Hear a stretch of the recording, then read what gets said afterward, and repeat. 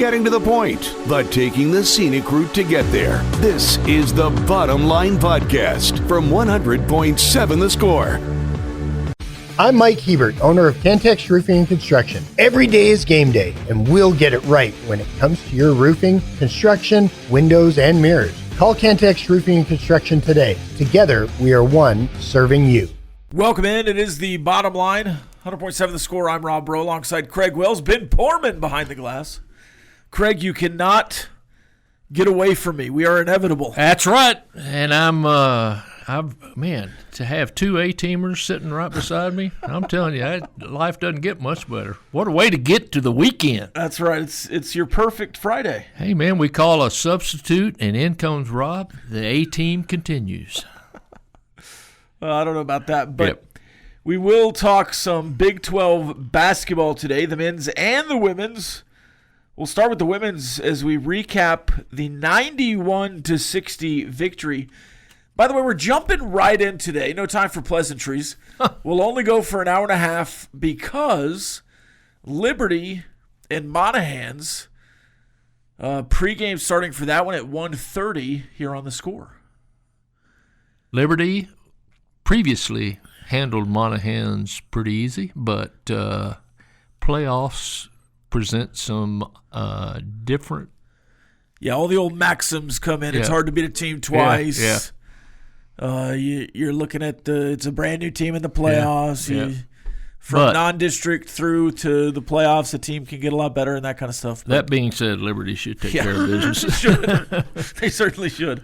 Stakes are higher. Losses are a lot more harder to swallow. So expect them to dominate like they've dominated everybody all season. Yeah, they're good. So stick around for that at 1:30 as they'll have the call on 100.7 The Score. As most, if not all, of the Cooper Pirate sports are on. But today, for the playoffs, Liberty over from Young Country to The Score. And Cooper beat Del Valle of El Paso last night. 45-42. Good win for Cooper. They had a drive at the end of the first half that, of course, it was the broadcast team was describing it like it was picture perfect, but it really did seem like it as Tommy Wood was just pacing them down the field. Really, really strong drive to end the half with the lead. And ultimately, that touchdown with time expiring in the first half was ultimately the difference in the game, really. Yep, good win for them. The momentum of that and everything. Yep. And then Friendship plays tonight. We'll also have Friendship tonight. Of course, Texas Tech basketball tonight against Milwaukee. That'll be on Double T 97.3, so Friendship will slide to sunny 97.7. Pregame at 6:30. Pregame at 6:30, Monterey and El Paso Americas. That game will be on 93.7 The Eagle.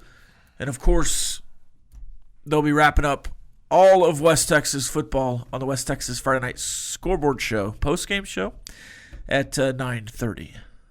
First week of the playoffs. First week of the playoffs. It's can't hold nothing back now. Yep. Last game of the year. And congrats to all the volleyball teams that are in their playoffs because they're deep into them, probably into the regional rounds. I'm sure we'll go through all of that again before we finish the show today, but let's move on at this point to that Texas Tech Lady Raider game. The SMU Mustangs come to town, and from the jump, the Lady Raiders just all over them. Domination in the odd quarters, 30-12 in the first, 27-13 in the third, and then just kind of hold on in the even quarters. 17-16 SMU wins the second, but again, big lead at half.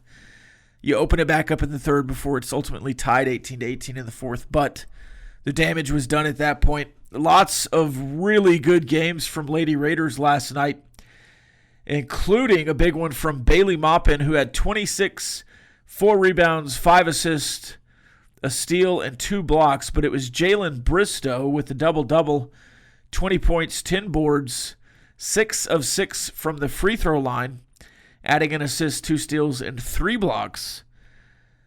Jada Malone also in double figures. Snudda Collins in double figures again. And Gemma Nunez pours in 5 more assists while tallying 6 rebounds as the point guard. Good outing. I mean, really well done. The pace of the game they dictated from the very beginning. Their press continues to give people fits. Tech only had 13 turnovers, and SMU was way north of that, and it was Tech's defense that made a lot of things happen. And what that did is it presented a lot of scoring opportunities on transition for Tech. But they played well. And that's SMU's not a bad team. They, I think, took Kansas State down to the wire earlier in Dallas, but we just jumped on them. I mean, Bailey Maupin came down and hit a three and got fouled, and it was 4-0 before you could even bat your eyes. And from that point on, the tempo was set, and it was definitely in favor of Tech. And to your point, Craig, the assist-to-turnover ratio at the end of the first quarter was well in the Lady Raiders' favor. They had 5 assists and 0 turnovers at the end of the first quarter, as I was listening to Mark and Chuck last night on the call. I think the Lady Raiders, and you start looking at this kind of stuff, and it's like, oh, well, they've played this team and that team, and they should be 4-0 and all this. And I don't think SMU is nearly as good as they have been. They're going through a transition, new coach, new team. It's early in their season, and because you played in the university games, I do think you're a little bit ahead of teams. Yep. All that being said, throughout all the qualifiers, this Lady Raider team might be onto something. Yep. I think this team is much improved. And to have Sydney Love and Snetta Collins off the bench, guard play is really nice. Your talent level has improved. Jalen Bristow is night and day from where she was at the beginning of last season. She certainly started to turn it on at the end of last year and was really good this summer. But if this is like her new standard, maybe not a double-double every night, but if she could be a 15-8 kind of player in the post, and she'll be playing a lot better posts as Big 12 play starts because the Big 12 Women's League has a lot of them. It certainly seems like this team is onto something. I got to see Jalen Bristow play when she was in high school at Holiday in a tournament. She went to Iowa State for a year and then came here, and she is doing now what she is capable. She's aggressive. She's real aggressive with the ball. And you talk about post play. There's a lot of post players that can't keep up with her speed-wise. And she can run the floor. I have a lot of faith in her getting better. I think Hema was a difference maker as far as bringing her aboard. I think that it allows Bailey Maupin to play a true two-guard, and when Collins is in there, she can even one of them can move to a three. But I just think that Krista did a good job of going out and filling some pieces that in WNIT last year, the last 3 or 4 games, they were playing pretty good basketball, and I think it's carrying over. And we've added a couple pieces that's going to make it happen. Lady Raiders staying at home. They'll play on Sunday against Arkansas. Arkansas 4-0, but 93-81 win over Louisiana Tech. They hammered UAPB, but then it was 89-77 in overtime against Central Arkansas and a 68-60 win over Southeastern Louisiana. Then they stay home again against Mississippi State. Yep. If you're 6-0 with 3 Power 4 wins, and then you got Washington State, so there's a chance to have 5. Bringing you the truth, or something like the truth. This is the Bottom Line Podcast from 100.7 The Score. Welcome back, 100.7 The Score. It is the Bottom Line. Just a wonderful opportunity for all of us to have a great Friday for one. For two, what a time to be a Texas Tech fan. A legitimately top 10 football team, top 10 basketball team in our hearts, and we'll be in the rankings very soon again. Soccer in the tournament. The Lady Raiders on the come up. Signing day for baseball and softball. Softball has been in some off-season rankings as the number one team. I would assume when those drop for reals, they'll be the number one team, if not the consensus number one team heading into next year. With Nyjah Kennedy and all of those transfers and all of those returners. I mean, it is track and field is track and field. Women's tennis was awesome last year. They look to be as good this year with some returners, if not better. Just a very, very, very exciting time to be a Red Raider. And I was asked this the other day, and I'd like to ask Jamie this as well. Because you do have all these expectations for football currently, obviously. And you've attained a lot of those expectations. You have all these expectations for men's basketball.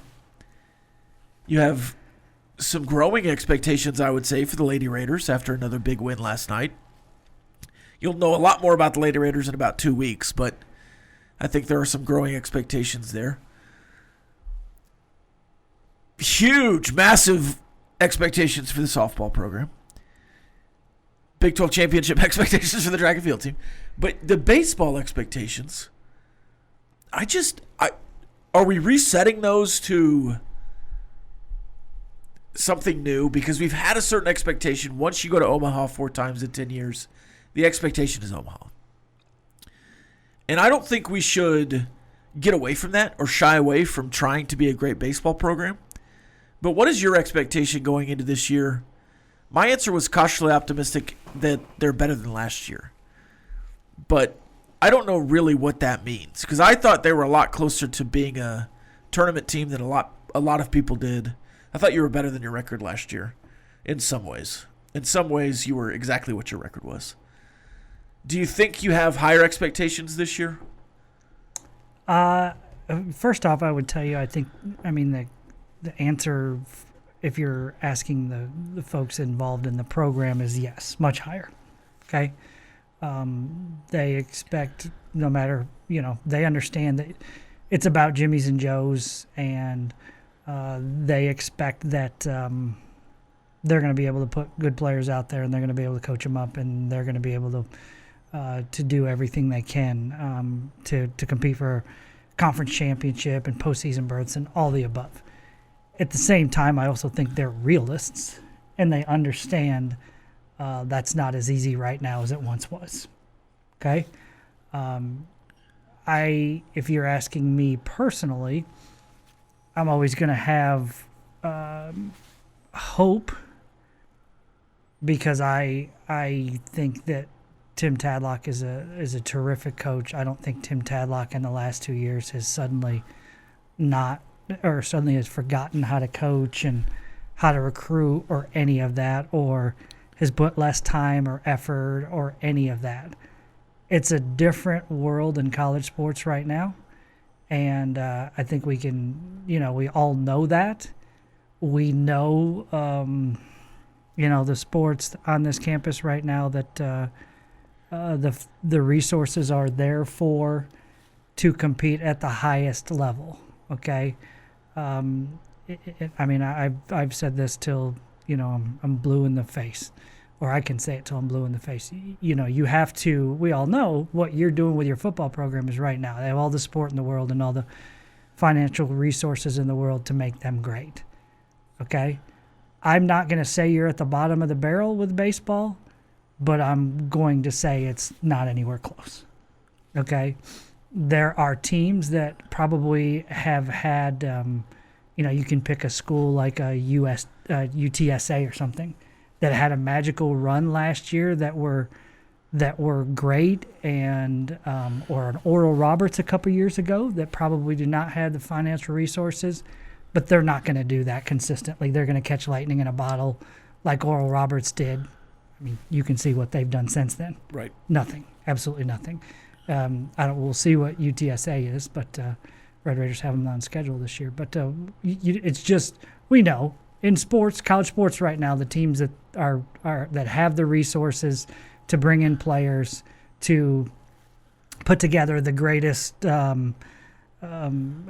facilities to play under, and to entice guys to come to you. Those are the schools that are going to win. Those are the programs that are going to win. That's why we've talked about, hey, we've got the greatest facilities in the world here for our football program. That's why we're going to put this much money into our football program and all that. And it's paying big dividends for you. Yep. Makes smart business sense and all of the above. Okay? So I hated that, I don't want to belabor that point or whatever, but we all know it's a factor. Okay? And if you're telling yourself it's not, then you're absolutely lying to yourself. So to answer your question, I'm sorry I took a big time roundabout to get to it. Just rounded third here. Yeah, I see some things that specifically with the pitching staff that I'm really excited about, that I feel like is progress. I would tell you, I think the back end of your pitching staff is much improved. I still don't know who the elite front of the rotation weekend starters, those guys are. You need to be able to say, hey, we got a couple dudes. And I'm not sure that those dudes have like raised their hands yet. In your best seasons, you've had either a Friday guy, you're like, all right, that's a win. Yeah. Or the Saturday. Yep. All right, if you don't win Friday, you definitely are winning Saturday kind of guy. Or even like a stud middle type reliever who would pitch twice in a weekend. Taylor Floyd, that kind of guy, rubber arm. So I would tell you, that has me excited. I think you brought back a lot of talented players from last year that are still in your lineup. But I would tell you some of those guys have been challenged by some of the newcomers. And I think that the newcomers that you've brought in, you can look and say, well, Texas Tech didn't bring in a bunch of transfer portal guys. Okay, well, first off, you have a lot of guys returning as far as hitters and position players, so you didn't need to fill that many holes there. And also, you feel like, hey, we're filling holes. We're not doing a complete makeover there. But the guys that you have brought in, I think there's some guys that are going to make a big impact right off the bat for you. Okay, a couple starters in the infield. I think you've got a freshman shortstop and Lincoln Garcia that is, superstar in the making. You can't watch and unfortunately, you can't watch this kid and think, oh man, and this guy's not going to be a stud. But then what's the next question after that? Well, I hope we can keep him. Right. I hope we can keep him. Yep. And you were able to do that with Logan Hughes, who's an absolute stud playing left field for you.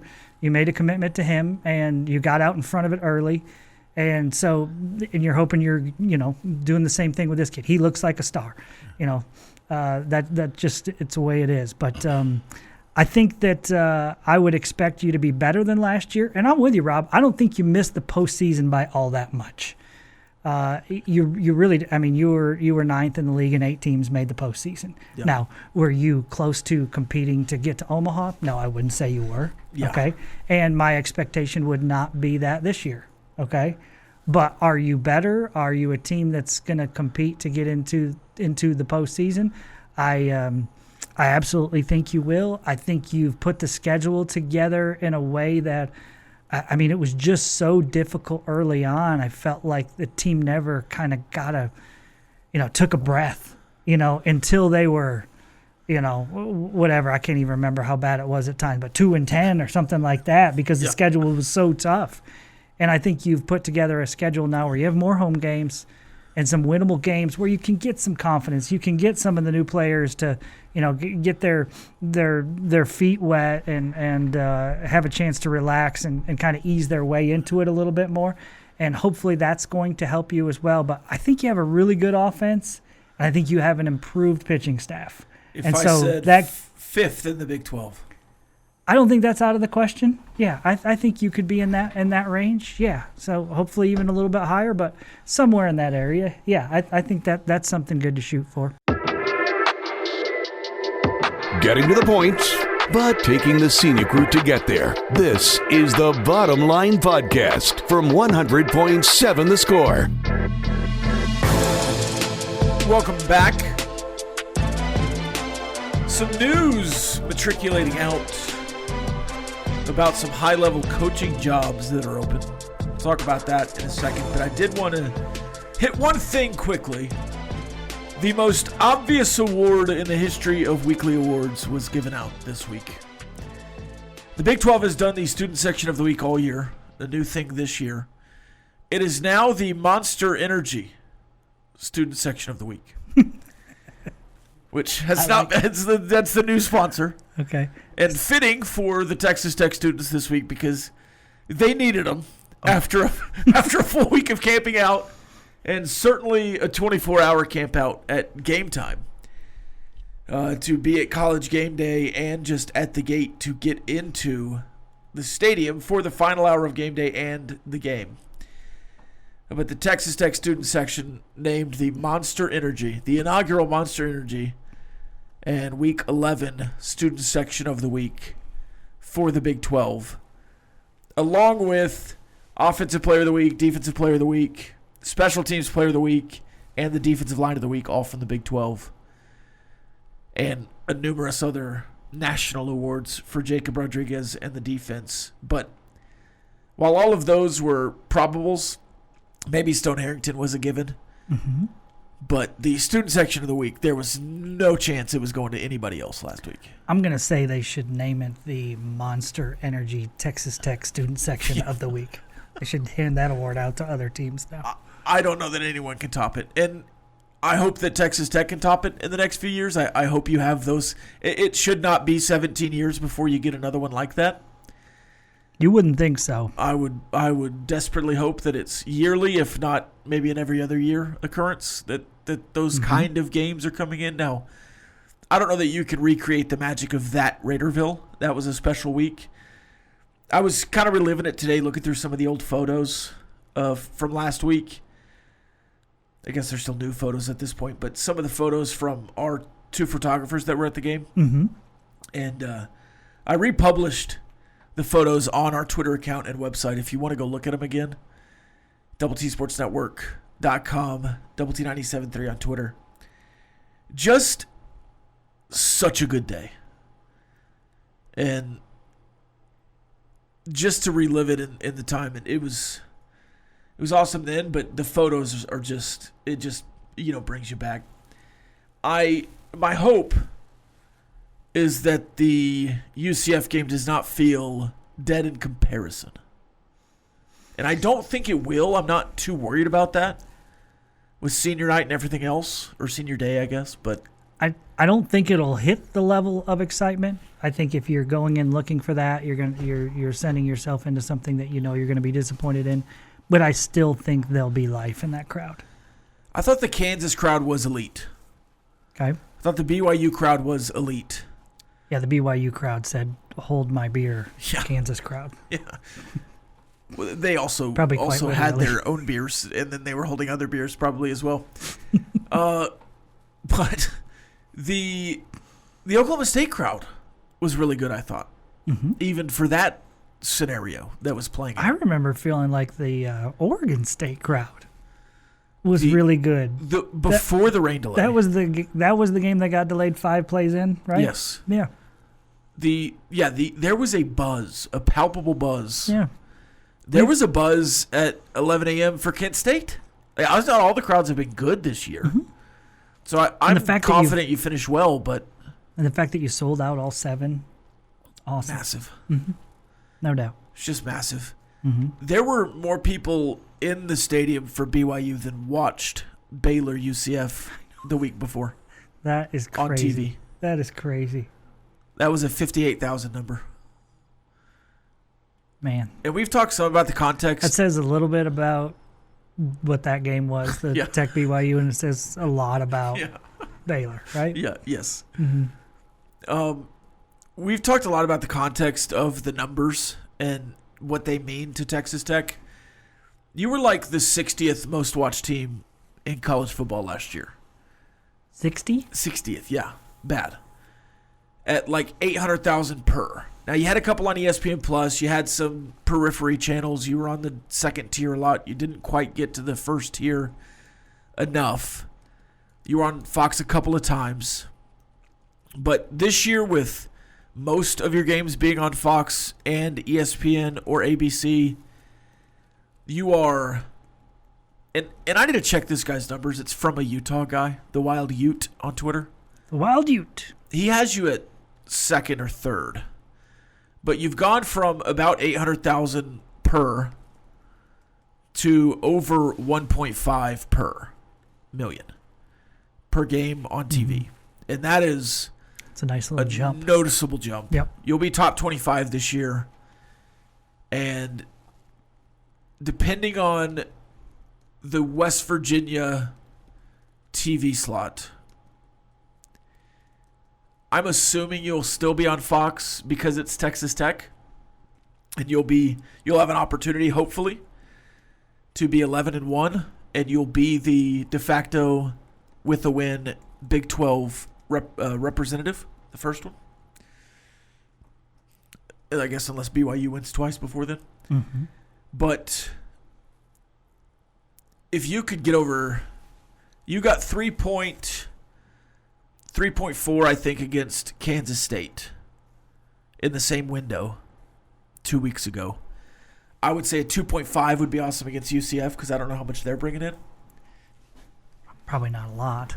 But that's about where TCU Iowa State was. So I really think you can finish strong on TV. And a lot of people are like, oh, who cares? But it is massive. It's massive for the representation. It's massive for the committee to have eyeballs on these teams. Mm-hmm. And if you're going, hey, these two teams at 6th and 5th or 5th and 4th have similar strength of schedules. They're both playing in a conference championship game. Or maybe one is and one isn't. They're both very similar on the field. What metric can we look at outside of it? And you're like, well, Texas Tech is a draw. Maybe we put them at 4 or put them at 5 because we want a great showing on the playoff. And you can match Texas Tech and Memphis, and people will watch. Yeah, with so many so many powerful people that are involved in everything that is college football, being a part of the networks, ESPN and Fox, if you're someone that makes the networks happy, that can only help. And I would also think for the brand itself and for future recruiting, that you being a program that is clearly watched and put on in big spots in television windows, that's also great for the brand and for, guys that are, thinking about coming here in the future. All those things, it can help. An update on the Baylor nonsense for Shelley on the chat line. Mack Rhodes takes leave of absence yesterday. This is the Baylor AD. The leave of absence is unrelated to the recently reported fracas with the tight end and position coach that happened against Arizona State, where the rest of his team was wearing green sleeves and he was wearing yellow. It is not a Title IX issue that he's being relieved for.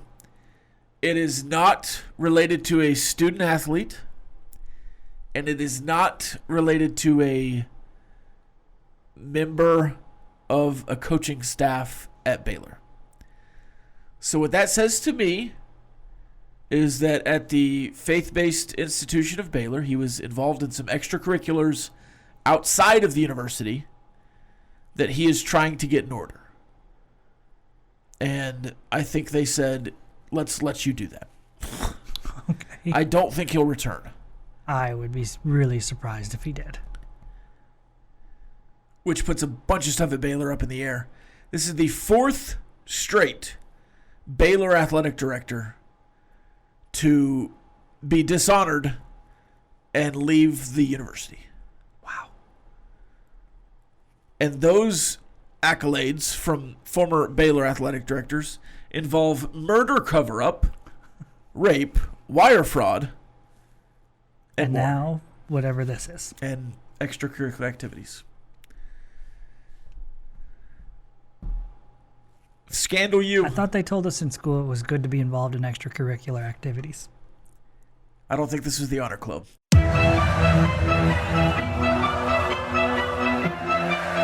Bringing you the truth, or something like the truth. This is the Bottom Line Podcast from 100.7 The Score. Welcome back. Liberty and Monahans. Somebody on the chat line, I didn't do much research on Monahans. I would assume that Liberty's going to win this game. I think they beat them 65-7 earlier this year. And apparently Monahans has lost 9 games. I think I heard 1 and 9. Yeah. So this is probably not the time or place.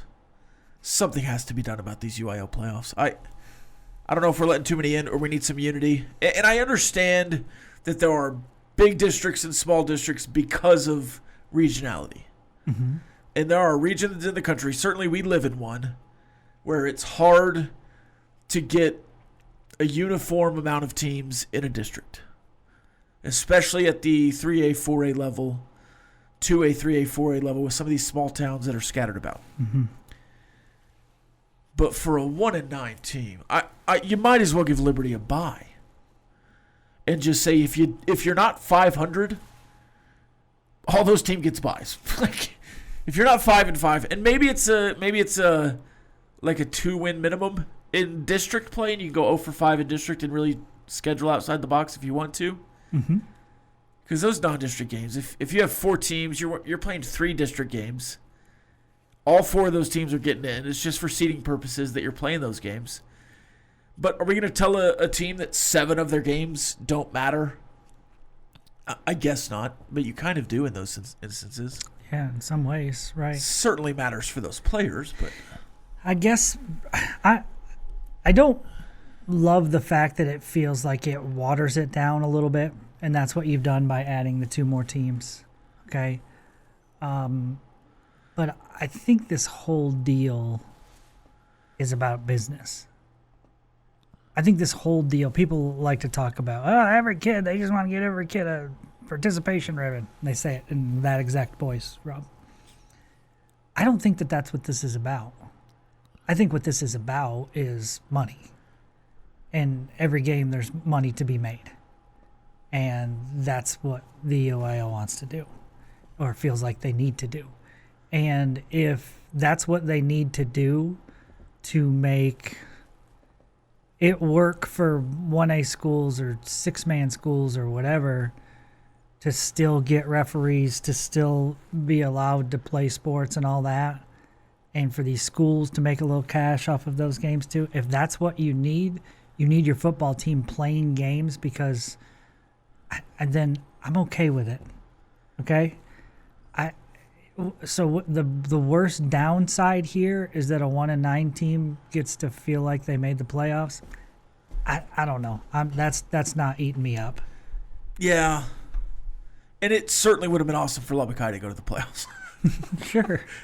Amarillo certainly, with the season they put together, deserved it. Now there's some, I don't know exactly what happened with that thing. I don't either. It was just a clerical error, and there's some other things. I've heard both, but certainly they earned it on the field, regardless of what else was going on outside of the field. But I don't want to rain on the parade of Monahans and teams like that, but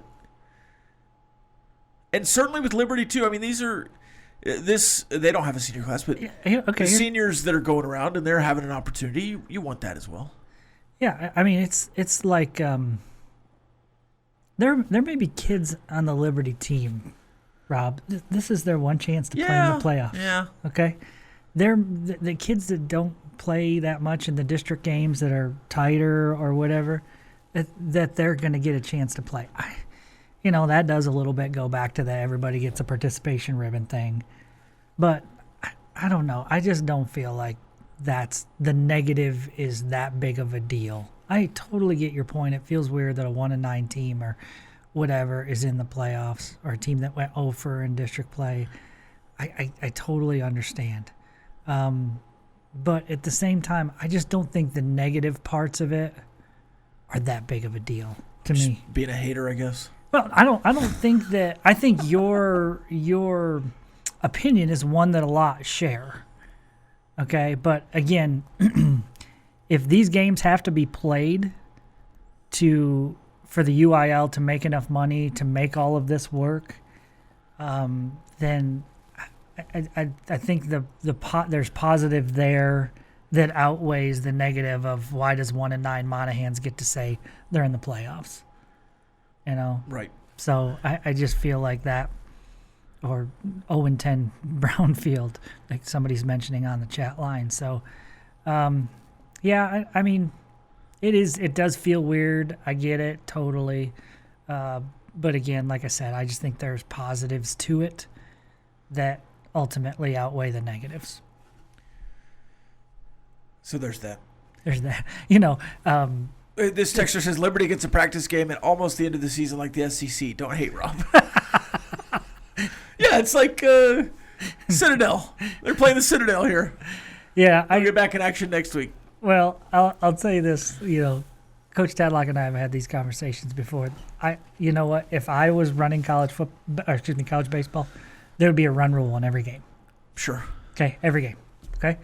But Coach Tadlock would tell you, no. Those late innings are valuable. Those young players that don't get to play very much, you know, or maybe there's a pitcher that's been struggling and he can go figure some things out, or, you know, we can just whatever. Get some guys out there on the mound that, oh, you know what, he pitched pretty well, so he's earned himself a chance to pitch in a more high leverage situation later on. They're all fact-finding missions or whatever, and those last two innings of a 24-4 game can matter. And of course, I'm like, hey, this is a blowout. Let's head to the house, right? I love me some baseball, but let's head to the house. Yeah. So I mean, there are probably high school football coaches that say the same thing. You know, Liberty's coach probably has 5 guys that he just loves that give him 100% effort and show up every day to practice and work hard, fully well knowing they're not going to get into the game tonight. But you know what? They're going to get into this game, and he's going to love them getting it to be out there and getting a chance to play and have some fun. Yeah, some freshman for Liberty is going to score a touchdown, and he's going to remember a playoff touchdown. I understand all that. Get his jersey dirty. He played on my soft side. Scraping his helmet. He'll be bragging to his friends. Oh, look at this big cut. I must have really hit that guy. Yeah, huh? Absolutely. Oh, there's positives. When I was a sophomore, we won the state championship, and I ran in on the last play of the game, but they sent me in late, and so I played middle linebacker in a state championship game. And I can say that on a lie detector, and it can be accurate. It can be accurate. I was just too slow to get out there, so the middle linebacker stepped up to defensive tackle. They were like, who else hadn't played? And I was like, oh, I haven't played. So. Yeah. State champion. They were like about to snap, and I was like, oh, I'm trying to run out there. So I played middle linebacker in a state championship game. Did you have better luck than Brendan? Yes. Yeah. Well, we were up, so.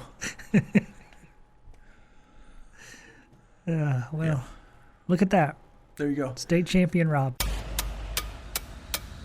Bringing you the truth, or something like the truth. This is the Bottom Line Podcast from 100.7 The Score. Welcome back, 100.7 The Score. It's the Bottom Line, the final segment. We are going to get to a question of the day right now. Let's do it. Let's go to the Big 12 football schedule for the weekend. Okay. I think Texas Tech will beat UCF, but you could certainly have them in this answer. Which Big 12 frontrunner stubs their toe this weekend and puts themselves outside of the Big 12 championship race? I'll give you the games because they're all favorites. Texas Tech favored by 23 against UCF. Cincinnati favored by 5.5 over Arizona at home. Arizona State still in the picture, favored by 10.5 over West Virginia at home.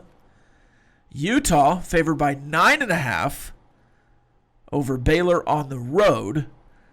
Now, I would not qualify BYU losing to TCU at home as a toe stubbing because it's only a 3.5-point line, but we'll put them in there as well just for fun. So the question is, which team most likely stubs their toe this weekend?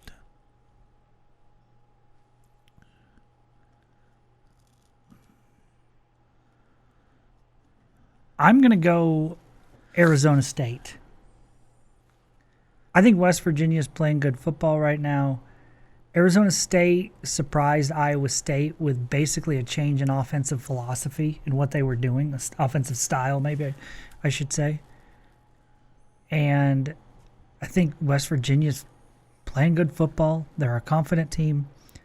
They're fighting for their postseason lives. They've got 2 games left, and they have 4 wins, so they need 2 more. They'll play the Red Raiders in their final game. I just think Arizona State, without Sims, is limited, or excuse me, without Leavitt and Sims in their quarterback, is limited offensively. And it just feels like without their leader, I'm just not sure. And again, I give them credit for what they did at Iowa State, but West Virginia is going to be ready for that. So you don't think Jeff Sims can get another jersey in the rafter? They put his jersey in the Hall of Fame for rushing for over 200 yards. Oh, wow. Yeah, no, I don't think that's going to happen. Okay, I don't think so either. Benjamin? I mean, yeah, I couldn't agree more. Like, West Virginia's got a interesting 2-game stretch. I mean, at least on paper before the start of the season, Arizona State and then the Red Raiders. But they're just playing lights-out football, like, ever since that win over Houston. And then you got, I mean, just looking at the schedule, K-State, OK State. Who cares about that one? I don't see Cincinnati losing to Arizona. They're in Cincinnati. Arizona's had an up-and-down season. Baylor, Utah.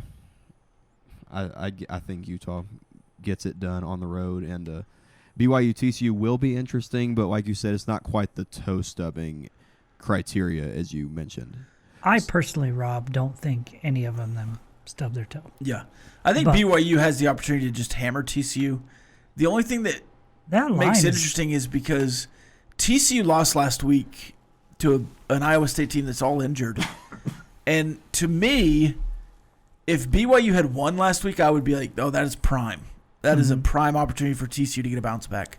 They're both bouncing back. Why do you think that line's so small? Why is that not bigger? Because BYU has not blown anybody out. Okay. BYU, they're not a paper tiger. They're not a fraud. I think they're a very good football team, but their style is to win close games. And TCU is better than Colorado. Colorado had them on the ropes. They were up 14-0 before BYU woke up. Arizona took them to double overtime, and we're up 10 in the fourth quarter. They've allowed more points as the season's progressed. And prior to facing the Red Raiders in those 2 games before their bye week, they've allowed over 450 yards defensively. BYU did. Yeah, I think BYU would win like 27-24. It'll be a close win. Okay. I absolutely think Arizona can beat Cincinnati. Brennan Sorsby is a really good quarterback when the pressure's not on. But I don't know how well he deals with the bright lights. At Arrowhead, he looked awful. Against Utah, he looked awful. In a lot of the other games, he's very calm, composed. Brennan Sorsby. A lot of Texas Tech fans want him to get in the portal and come to Texas Tech. I don't know why. I don't agree with that. It doesn't feel like he has... I'm one of those guys. The big game gene. And I could argue that Noah Fafita has been the best quarterback in Big 12 play. Along with Sawyer Robertson, and if Sam Leavitt was healthy, if Baron Morton was healthy. But health, availability, touchdowns, efficiency, interception rate, Noah Fafita is arguably the best quarterback in Big 12 play. I think you are confused. That was not a drop. I didn't even move my lips. I said I could argue the point. Yeah, I think Vita's really good. I mean, he can enter the portal and come here and play next year, too. He would be really good in this offense. Yes. I would be fine with that as well. So we're split, but you two think it's Arizona State and West Virginia. I'm not as high on. I love the West Virginia vibes that y'all are giving, because that sets you up for Texas Tech to be a little more engaged next week against West Virginia. 2 weeks. 2 weeks, yeah, the bye week. I'll be honest with you. One of the reasons I want Arizona State to win is because I want West Virginia to have no chance to get to. I don't want them going into that last game saying we win this one, we go to a bowl game. Right. Okay, they're going to be fired up. I want that chance to be dead. And so they have nothing to play for except pride.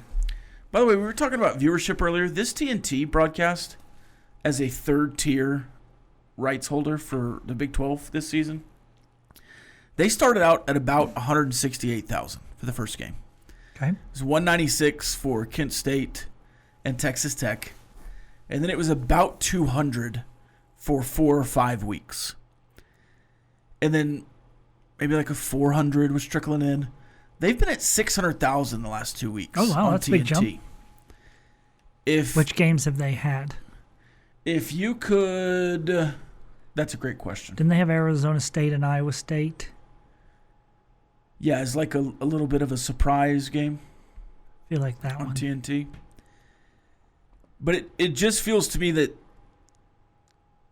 you're playing on, FS1 or ESPNU as those third-tier games before you get to ESPN+. ESPN Plus does not draw a number, so that's bad for the league, as opposed to, like, the SEC network that's on cable at least. But you're looking at 600 versus 150 on some of those ESPNU games, or 58 on ESPNU. And that's a big jump for a third-tier rights holder. And I would assume because of the success, TNT will play more games and maybe better games even next year. Mm-hmm. And they've got basketball as well. Correct? Yes. Uh-huh. Yeah, so I'm anxious to see if that product is, because I think they have put together a really good football product. Score for UCF, Texas Tech. Red Raiders win 35-12. 42-3. I've got 42-0, a one-up in there. This has been the Bottom Line Podcast from 100.7 The Score. Go to 100-7thescore.com for more from the Double T Sports Network.